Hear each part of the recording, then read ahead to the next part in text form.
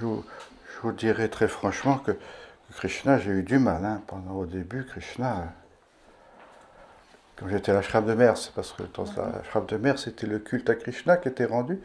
Puri, la ville de Puri, c'est une grande ville de pèlerinage en Inde.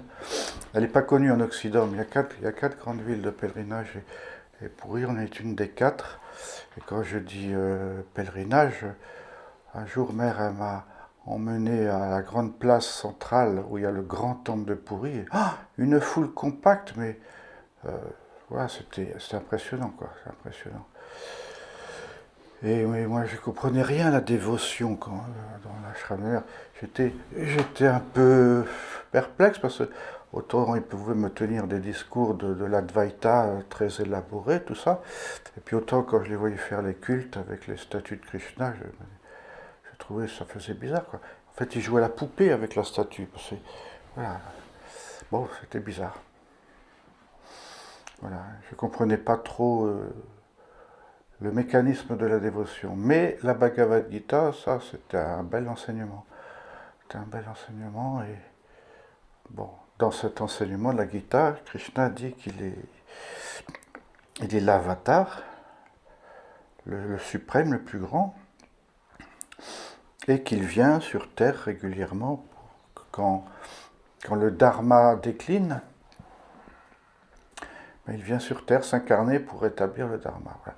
Et pour les Indiens, Jésus est un des avatars. Voilà. Dieu qui vient sur Terre pour rétablir la justice divine, corriger les erreurs. Voilà.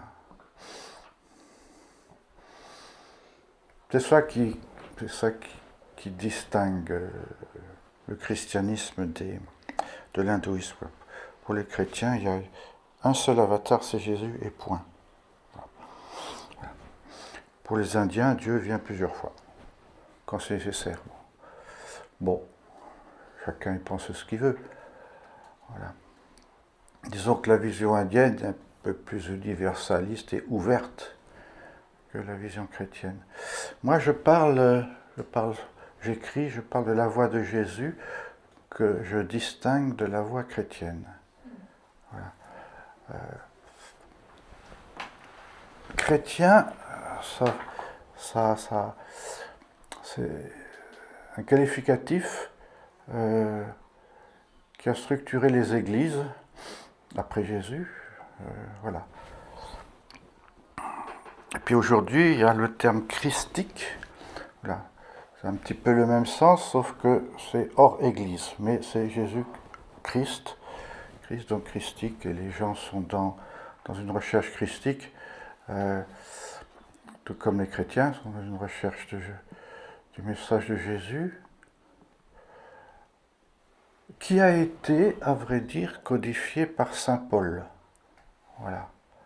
Et c'est ça pourquoi je distingue la voix de Jésus de la voix chrétienne. La voix de Jésus, pour moi, c'est ce qui est écrit dans les 4 évangiles. Point. Voilà. Et saint Paul a repris et a développé ce message,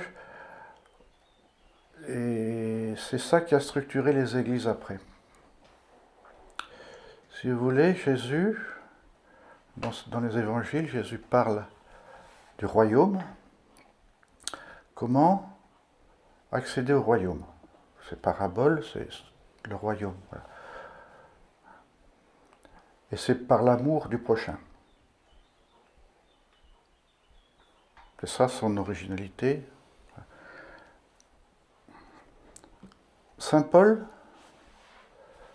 nous dit que nous sommes sauvés, c'est-à-dire que nous échappons à la condition terrestre. Nous sommes sauvés par la foi. La foi, la croyance en un Jésus qui est ressuscité. Si tu crois ça, tu es sauvé, ça suffit. Voilà. Donc il y a une petite différence déjà d'optique. Pour saint Paul, c'est la foi en Jésus crucifié et ressuscité qui va définir le salut, l'accès au paradis. Tandis que pour Jésus, on voit que c'est la relation ici-bas aux autres, relation d'amour qui te fait accéder au royaume du Père.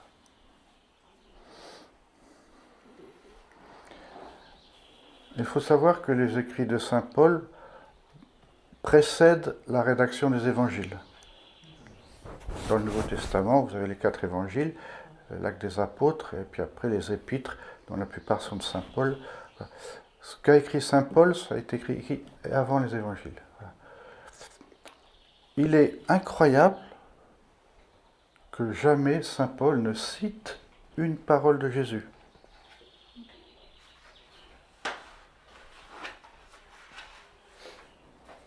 S'il connaissait des paroles de Jésus, il les aurait mis.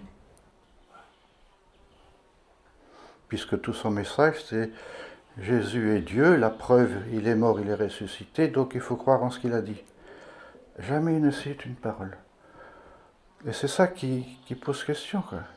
Il veut transmettre le message de Jésus, il parle aussi d'un message d'amour, quoi, mais sans jamais le citer. Donc, on peut penser qu'il ne le connaissait pas. D'ailleurs, il ne l'a jamais rencontré.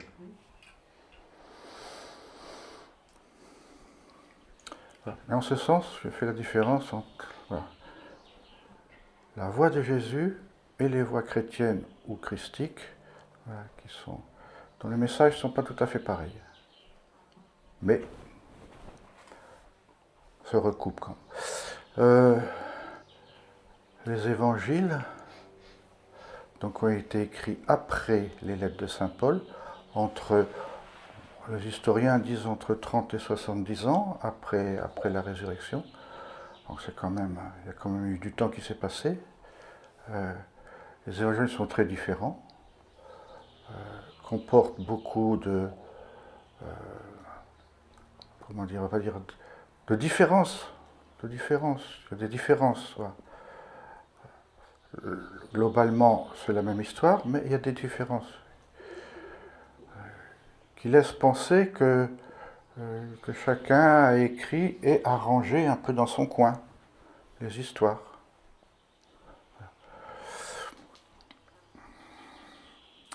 C'est bien que il ne faut pas le prendre comme un récit historique. C'est basé sur une histoire, Jésus a existé forcément, c'est basé sur une histoire, mais après ça a été arrangé. Ça a été arrangé, très bien arrangé. Voilà. Le Jésus qu'on lit dans les évangiles, c'est passionnant, c'est fabuleux, c'est extraordinaire. Voilà. Mais c'est arrangé.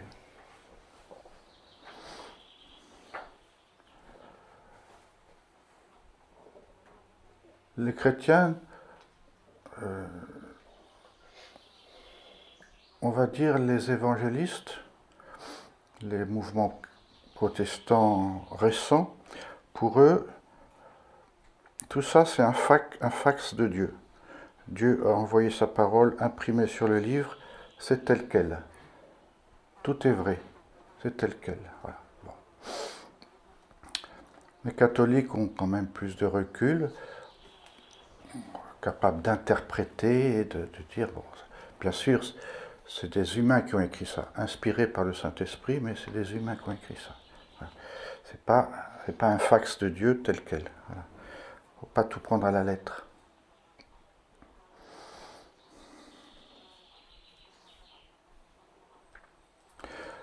L'une des plus belles histoires de Jésus, qui est avec la pécheresse, lorsque les pharisiens veulent la lapider parce que elle a eu une relation illicite. Voilà. La loi dit qu'il faut la lapider. Bon, alors toi Jésus qui prône un message d'amour, et puis en même temps tu dis que la loi doit être respectée, qu'est-ce que tu fais? Il faut qu'on la lapide, qu'est-ce que tu penses de ça? Ben, Jésus dit que celui qui n'a jamais péché lui lance la première pierre. C'est fort, trouvez ça comme réponse. Et du coup, ils sont tous barrés, aucun l'a lapidé. Bon. Puis il a dit à la femme, va, ne pêche plus. Bon. Ce passage très célèbre ne se trouve pas dans les deux plus vieux évangiles qui existent. Donc il a été rajouté après. Donc on voit bien que c'est fabuleux d'avoir inventé ce passage. Vrai ou pas vrai, peu importe, il est fabuleux en lui-même. Voilà. Le message, c'est le message qui est important, c'est pas l'historicité. Les Indiens, ils s'en fichent de l'historicité, ils s'en fichent, c'est pas important. C'est le message. Voilà. Le Krishna, dont on a gardé des paraboles et des histoires, pour eux, c'est pas grave si c'est mythologique, c'est pas grave, c'est le message qui est important. Voilà. Bon, les chrétiens s'appuient sur le fait historique pour dire c'est nous qui avons raison parce que nous c'est historique. Voilà. Sauf qu'il n'y a absolument aucune preuve que c'est vraiment historique. Par contre, il y a beaucoup de preuves que c'est arrangé. Voilà. Donc, si on le prend comme un texte mythologique, c'est une histoire qui raconte, qui est inspirée de la vie d'un Jésus qui est venu sur terre, qui a dit des belles choses, qui a fait des belles choses.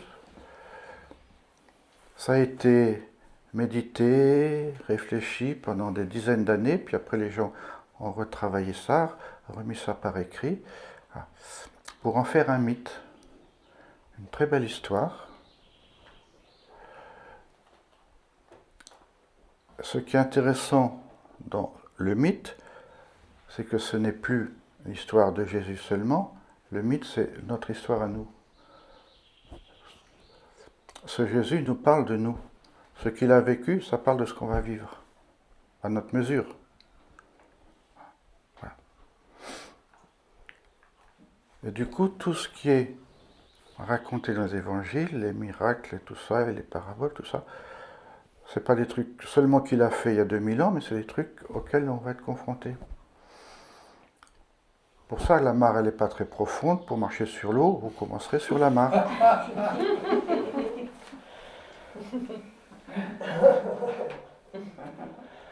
Voilà. Donc c'est un mythe. Les évangiles sont un mythe. Et donc ça prend une valeur beaucoup plus personnelle. Ça devient un miroir de ce que je vis, de mon chemin spirituel. C'est pas juste quelque chose qui est arrivé à lui il y a 2000 ans. Et voilà. La résurrection, la crucifixion, tout ça, si c'est des symboles, du coup, ça touche à ma vie. C'est pas que son histoire à lui d'il y a 2000 ans. Nous aussi, on a des moments de crucifixion, nous aussi, on a des résurrections.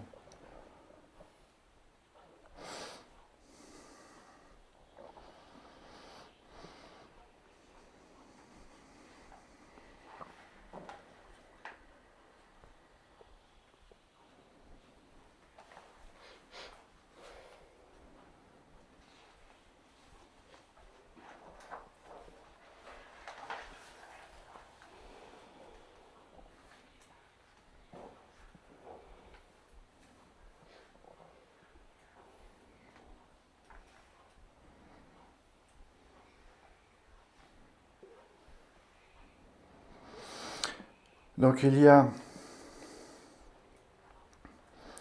le Jésus historique, dont on ne peut absolument rien affirmer, puis ce n'est qu'il a forcément existé quelqu'un pour que cette histoire apparaisse. Et que cette histoire ait un impact qui touche les gens 2000 ans après encore sur toute la planète. Voilà. Donc il y a forcément quelque chose à l'origine. C'est pas juste une fable qui a été écrite et puis il n'y aurait pas la force qu'a ce message. Mais le Jésus historique, objectivement, on ne peut rien en dire. Et le Jésus qu'on va appeler le Jésus chrétien, voilà. Des églises, chacune après fait des interprétations, donc qui inclut les écrits de saint Paul, voilà. Qui lui donne un message que je trouve autre que celui de Jésus, avec cette foi qui est tu accèdes au paradis si tu dis que tu crois que Jésus est ton sauveur. Il suffit de dire ça et t'es sauvé. C'est facile, c'est simple, c'est rapide. Voilà. Mais c'est pas ça qui va te libérer de l'ego. Enfin voilà, les églises se sont basées sur les écrits de Saint Paul. Beaucoup, beaucoup, beaucoup. Et puis il y a le Jésus, on va dire, astral. Le Jésus astral. L'image que notre pensée, que notre sentiment va façonner dans l'astral. Voilà. C'est la création, une création collective, un égrégore. Quand tu as des centaines de millions de personnes qui pensent exactement la même chose, ils vont fasciner dans l'astral une image, un être qui est le fruit de leur pensée, voilà, avec lequel ils peuvent entrer en relation. Il y a des très très belles mystiques catholiques voilà, qui ont eu des messages de Jésus. Ça m'a toujours fasciné ces messages, je les trouvais très beaux, mais en même temps, j'ai toujours surpris que tous ces messages que ces mystiques avaient de Jésus étaient complètement colorés par la couleur ambiante de leur époque.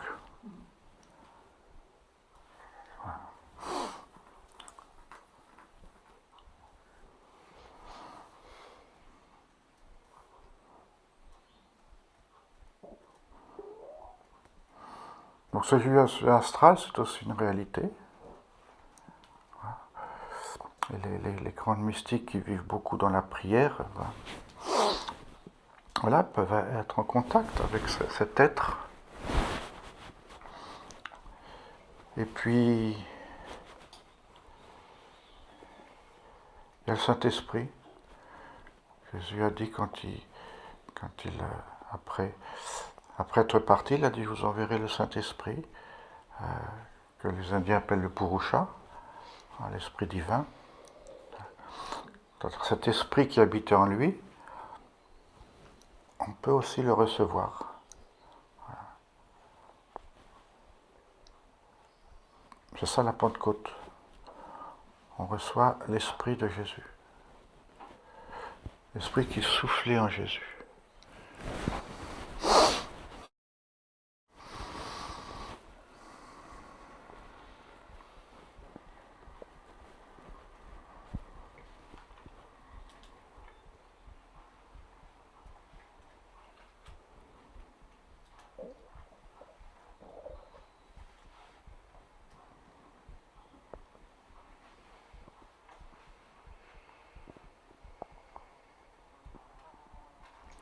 Quand je dis que l'évangile est un mythe, il est très surprenant de constater que l'enfance de Krishna et l'enfance de Jésus ont beaucoup de points communs.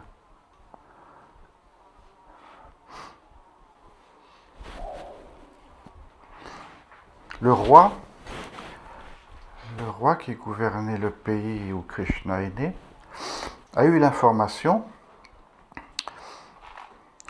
que l'enfant qu'allait naître de tel couple prendrait sa place.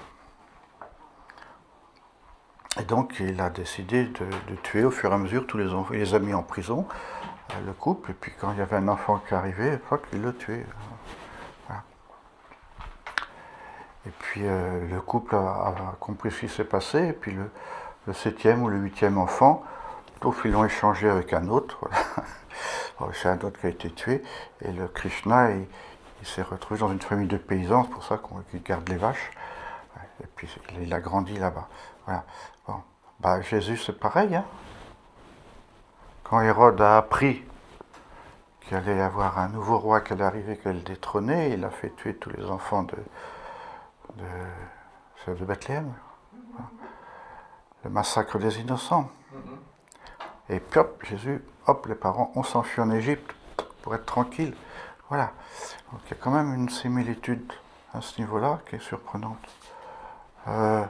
Après, la mort, la résurrection, c'est exactement le mythe égyptien de Isis. Voilà, il meurt et puis il renaît.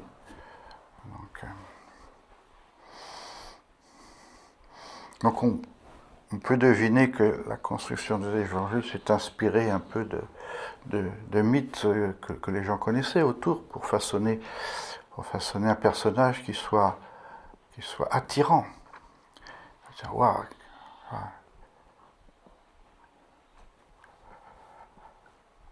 Je me souviens d'avoir dit à un prêtre, mais en fait Jésus c'est comme les grands sages indiens. Et puis le prêtre, il me disait, non, Jésus, il est mort et ressuscité. Enfin, les grands sages indiens ne sont pas morts et ressuscités. Bon, si tu veux. Mais j'ai lu beaucoup de grands sages indiens. Je trouve quand même que l'évangile, c'est une qualité top, une qualité top, les évangiles, quoi. Même si Jésus n'est pas mort et ressuscité, les évangiles, c'est une histoire extraordinaire. Dans ce qu'elle a à nous apprendre.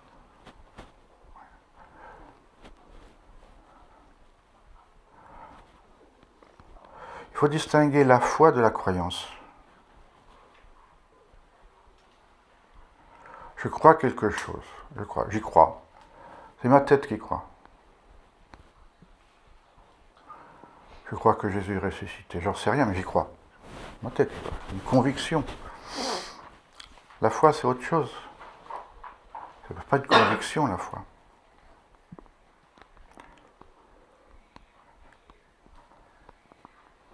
La foi, c'est une perception de mon âme. Quelque chose que mon âme sent qui est vrai. Et que mon mental ne peut pas justifier. Mais ça me concerne ici maintenant. Ça ne concerne pas un truc qui s'est passé il y a 2000 ans. J'en sais rien. Très objectivement, j'en sais rien. Si c'est vrai ou fabriqué, j'en sais rien.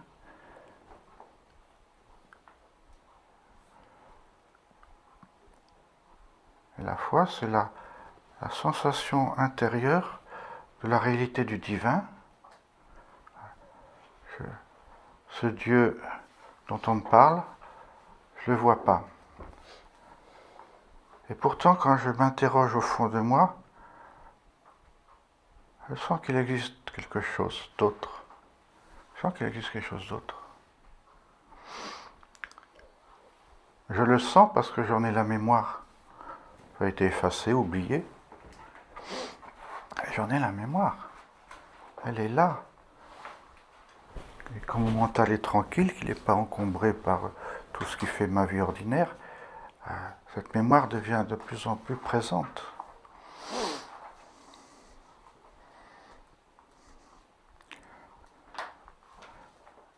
La foi n'a pas d'opposé.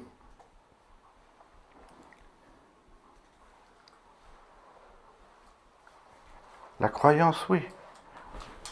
Tu peux croire ou douter. Et c'est pour ça que chez les chrétiens, surtout catholiques, il y a la nuit obscure, ce moment où ils se mettent à douter. Thérèse de Lisieux, à la fin de sa vie, dans la maladie, elle s'est mise à douter, mais est-ce qu'il y a vraiment un Dieu? Voilà. Parce que sa foi était basée sur une croyance.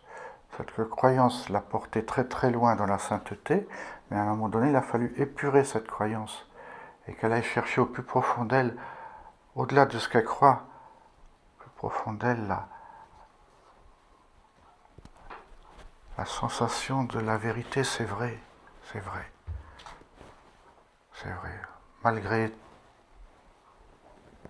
la souffrance physique dans laquelle je suis, je sens qu'il y a un Dieu, je sens que c'est vrai. C'est pas que j'y crois, je le sens. Quand on est dans la foi, il n'y a pas de nuit obscure, il n'y a pas d'opposition. C'est quand on est dans une croyance qu'on va rencontrer le doute.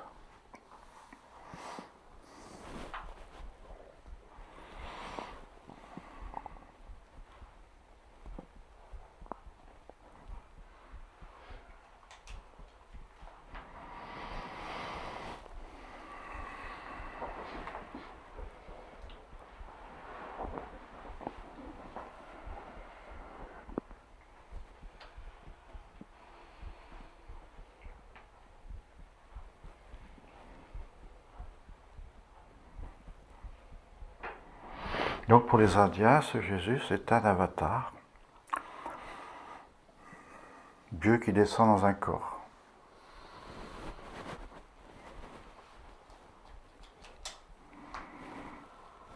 Pour qu'on puisse le voir, l'entendre. Voilà.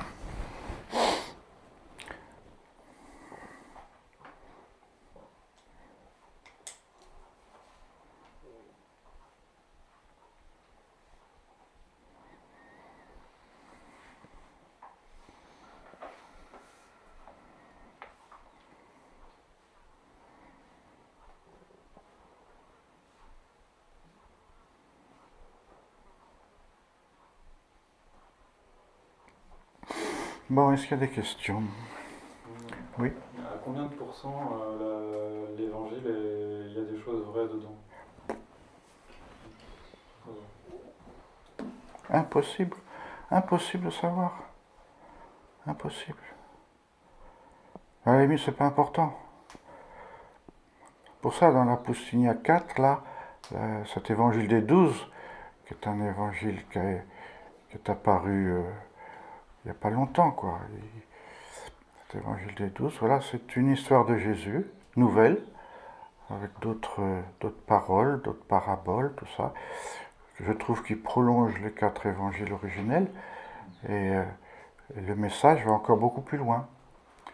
Donc en tant que livre spirituel, il est intéressant, mais peut-être qu'historiquement, il n'y a que 40%, on ne sait pas.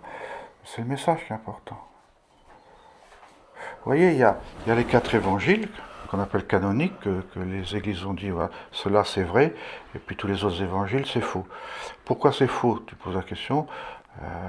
Le prêtre il me dit, bon, parce qu'ils ont été écrits 2 voire 3 siècles après. C'est sûr, ça fait loin, quoi. Quelqu'un qui écrit de Jésus 200 ans après, il peut inventer plein de trucs.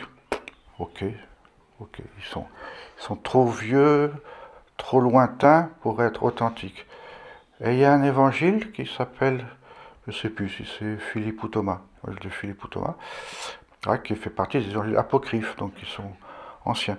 Eh bien, il y a moins d'1 an, on a découvert un évangile, cet évangile-là, Philippe ou Thomas, qui datait de la même époque que l'évangile de Marc. L'évangile de Marc, c'est le premier évangile, ce qui a été écrit 30 ans plus tard. Eh bien, il y a un évangile apocryphe dont le texte, le papier, est de la même époque. Alors tu dis, déjà, il y avait un évangile qui existait, que l'Église a rejeté. Peu importe les raisons. Mais il existait déjà à la même époque.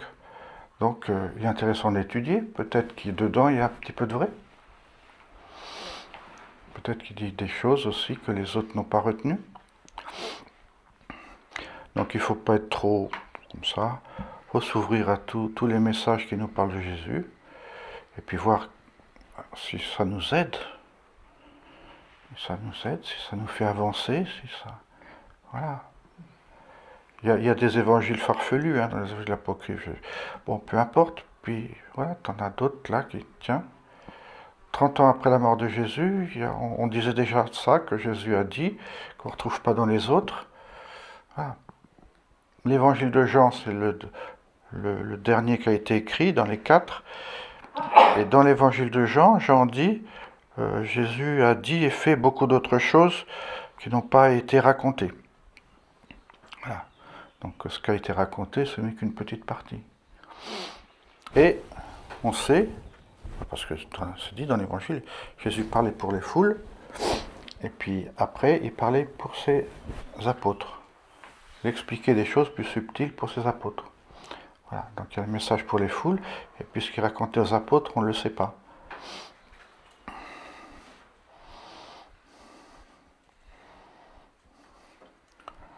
Les apôtres, ce sont ses initiés, ceux qu'il a choisis, voilà, pour être proches et pour leur transmettre quelque chose de plus approfondi. Voilà. L'initiation, c'est ça. Au début, vous êtes en accompagnement, et puis quand vous prenez l'initiation, bon, on fait un engagement proximité encore plus grande, voilà, où je vais serrer un petit peu plus l'exigence, mais en même temps, je vais aussi vous libérer de blocages que vous pouvez avoir, que je ne me permettrai pas si vous n'êtes qu'en accompagnement, parce que vous souhaitez garder une totale indépendance, on marche ensemble, voilà, mais c'est moi qui décide, ok? Ah, puis là, hop, on fait un contrat de proximité, bon, on va un peu plus loin.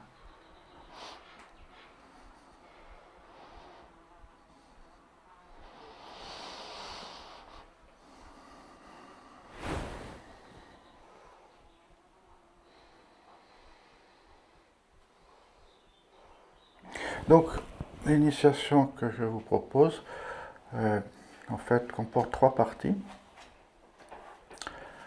Je vous expliquerai demain, quoi. C'est un même mouvement, mais j'y vais progressivement parce que je me rends compte qu'il y a beaucoup de personnes qui sont très sincères et très désireuses de recevoir l'initiation, mais en fait, il n'y a pas de substance profonde, et puis ça peut rester quelque chose de très succinct, donc je préfère y aller progressivement. Voilà. C'est important, c'est pas juste un rite, l'initiation. C'est pas juste un engagement moral entre deux personnes. Non, c'est vraiment une démarche pour s'ouvrir à quelque chose d'autre.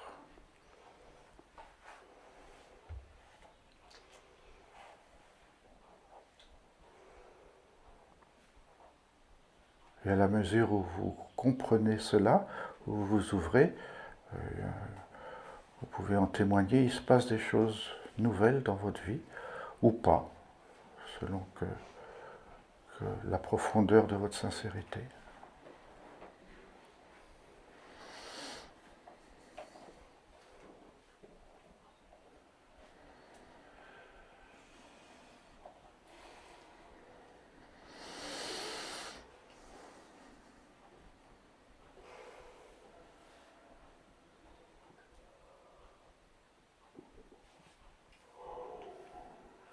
Tu vois, tu demandes un pourcentage d'historicité authentique.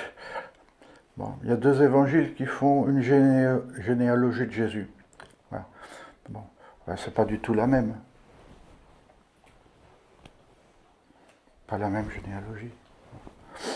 Pourquoi raconter la généalogie de Jésus? Quel intérêt? Parce que pour les Juifs, c'est important de se dire, ah ben vous voyez, Jésus, il vient de là. Ah, il est issu de telle lignée. Donc forcément, il est le Messie. Voilà. C'est important. Il voulait prouver que Jésus était le Messie. Voilà. Donc on lui fait une généalogie. Mais déjà les deux, c'est pas les mêmes. Alors, ou il y en a une des deux qui est fausse, ou les deux elles sont complètement inventées. Voilà. Bon, pas la peine de chercher.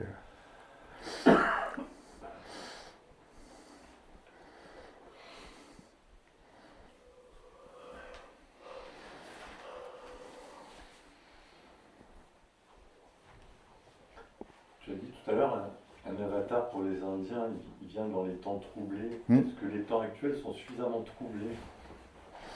Ah bah ça, ils sont troublés, oui.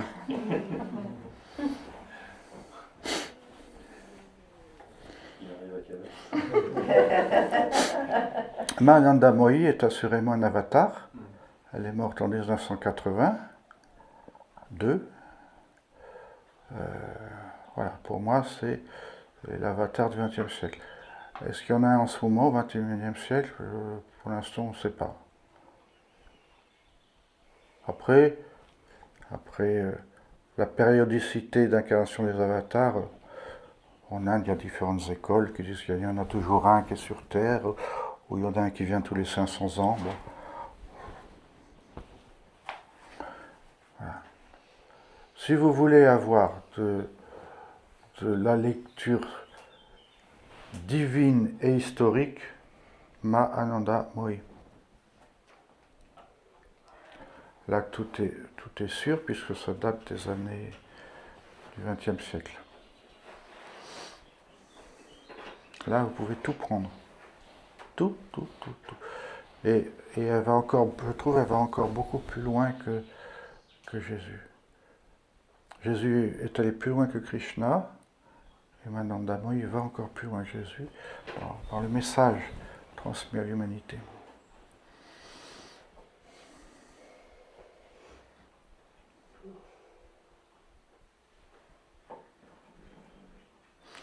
Voilà. Si vous voulez reconnaître un avatar, c'est souvent au moment de la mort que ça se passe. Il se passe quelque chose d'étonnant, la mort. Alors, si on a un de vous qui est là au moment où je meurs, regardez s'il y a un camembert dans mes yeux. C'est le signe que je vous laisserai.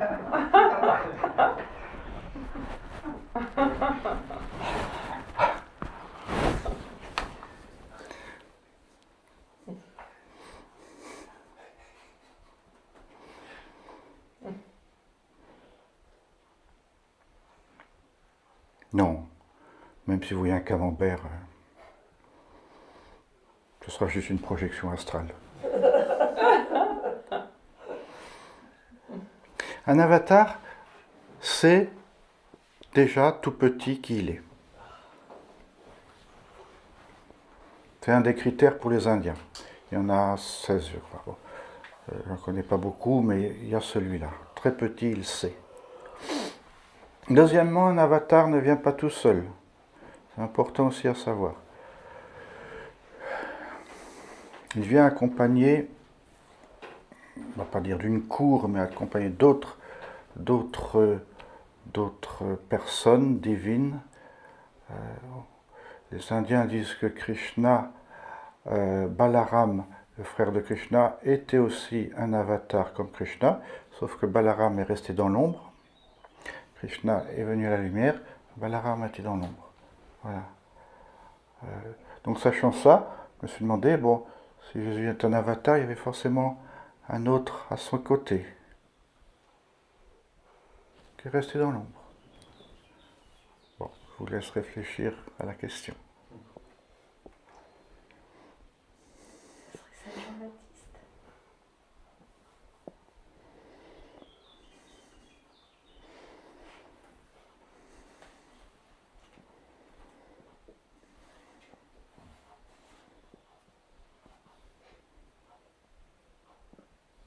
Mais ça, c'est la partie réelle. Est-ce qu'on peut pas dire que ça serait la partie réelle, par contre? Comment? Parce que tout à l'heure, tu disais les évangiles sont un mythe. Oui. Par contre, le fait qu'il y ait un avatar qui s'incarne, Oui. ça, c'est quelque chose de réel. Oui, c'est une... Ça, c'est... Pour le Vedanta de l'Inde, oui, Dieu s'incarne plusieurs fois. Pour les chrétiens, il s'incarne une seule fois. Pour les Indiens, il s'incarne plusieurs fois. Voilà la différence. C'est un fait. Bon, et tout montre que Jésus est un avatar. Il n'y a pas de problème à ce niveau-là. Bon, voilà. Alors, peu importe qu'il y a 80 ou 40% de vrai dans les évangiles, voilà.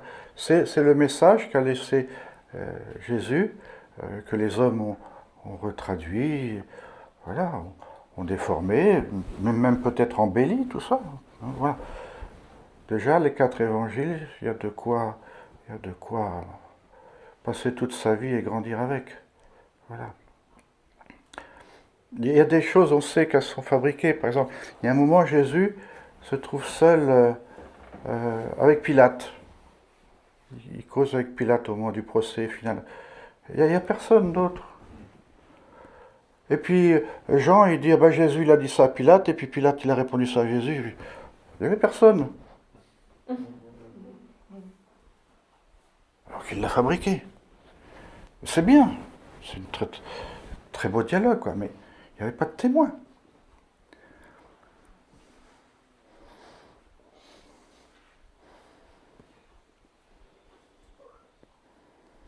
Donc cette histoire a été mûrie, réfléchie, arrangée pour en faire quelque chose de compréhensible. Parce certainement que la réalité est infiniment plus complexe que ce que les écrits qui nous restent en disent. C'est sûr. C'est sûr. La dernière parole de Jésus sur la croix, Père, pardonne-leur, ils ne savent pas ce qu'ils font. La dernière parole de Krishna, c'est je te pardonne, tu n'as pas fait exprès. Krishna est mort tué par une flèche. Un chasseur, il a cru que c'était un animal dans la forêt, il tire, c'était Krishna qui était en méditation dans la forêt. Il tire au talon d'Achille. Tiens, il y a déjà eu quelqu'un qui est mort comme ça. Il tire au talon d'Achille, la flèche, et Krishna il meurt. Et avant de mourir, Krishna dit au chasseur, je te pardonne. Tac, tac. Ah bah tiens, Jésus l'a dit pareil un peu plus tard. Vous voyez, dans les mythes, on retrouve des choses. Voilà, je te pardonne. L'avatar, en fait, il est tué par les hommes et leur pardonne.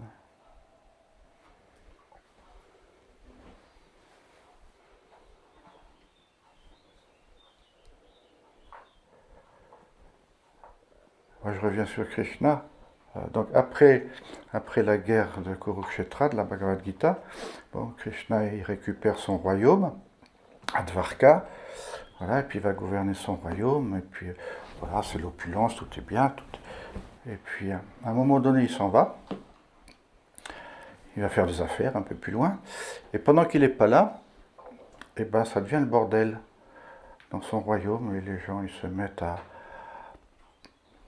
faire n'importe quoi, ça devient des beuveries pas possibles, enfin voilà, les gens sont fous. Et puis il revient et puis il est tout attristé de voir, voilà, je suis pas là, c'est le bordel. Comme avec des mômes. Voilà. Alors il est affecté, mince, ces humains. Alors il s'en va dans la forêt pour méditer, pour se dire, il y a quelque chose que j'ai loupé, pourquoi ils se comportent comme ça, ces humains, quoi. Puis c'est là qu'il y a un chasseur qui voit un bout de chair qui dépasse entre deux feuilles et qui tire dessus, et c'est le talon de Krishna. Voilà. Donc, dès que le Dieu il s'en va, les humains ils déconnent. C'est vrai, hein? Non, dysfonctionnel. Je vois bien, moi, dès que je m'en vais... Ceux qui taillent la haie, c'est... Voilà, c'est comme ça.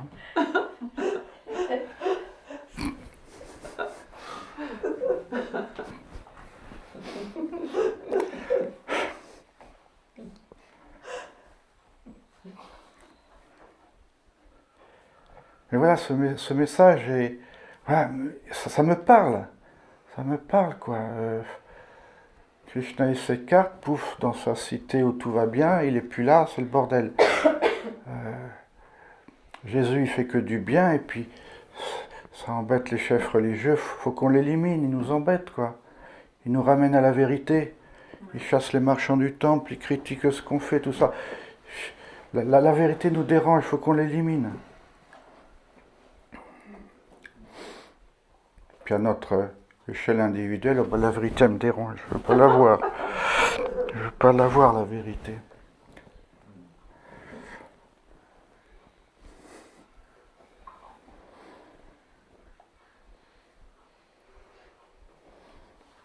C'est ça le mythe, c'est tac, tu te dis, je suis dans l'histoire, tous ces personnages là-dedans, il y a un peu de moi là-dedans. Voilà. Je suis Jésus qui pardonne, je suis la pécheresse qui va être condamnée, je suis le pharisien qui accuse. Voilà, il y a un accusateur en moi, il y a une victime en moi, il y a un sauveur en moi. Voilà.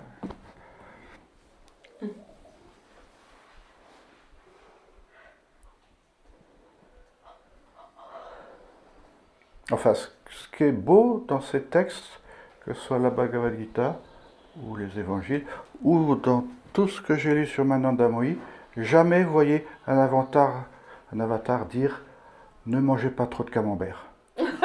C'est écrit nulle part. Donc ce sont des textes qui sont vachement bien. Tu pourras pourra couper. C'est bien. Allez, le rappel.